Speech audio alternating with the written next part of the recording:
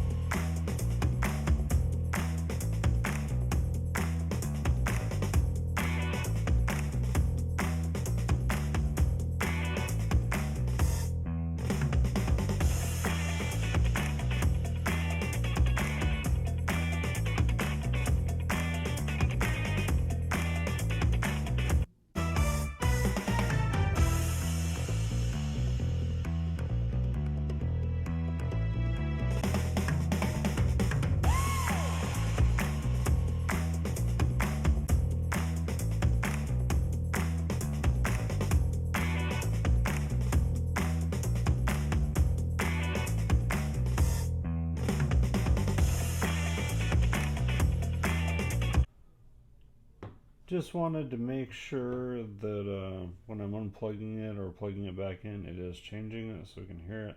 As you can see here, it does show you USB that it is working correctly.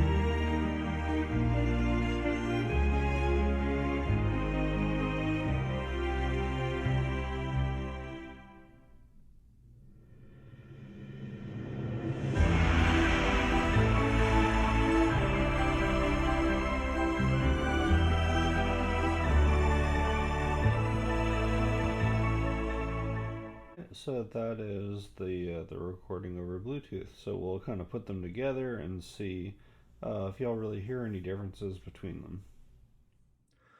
All right, y'all. So my conclusion from this, it's the same thing I end up usually coming back to when I'm actually listening, is that it's a lot of times that it sounds very similar, if not identical. I think when you're listening to Ace's Funk, the lack of dynamics in that kind of song just makes it basically sound just about the same. I think if you're basically just listening to stuff with bass and that kind of thing, you're not really going to hear much of a difference on it. I do feel like, though, when you start getting into orchestral stuff, you start to hear some of the flattening out of the sound a little bit if you're paying attention close. And I don't know if it's just my mind or if it's just enough to bug me, but it is enough to where I usually will take the time to actually, plug everything in, just because I think it's worth the time. And I do consistently feel like I hear a little bit of difference. Not in the sense that if you're only half paying attention, it probably isn't that big a deal.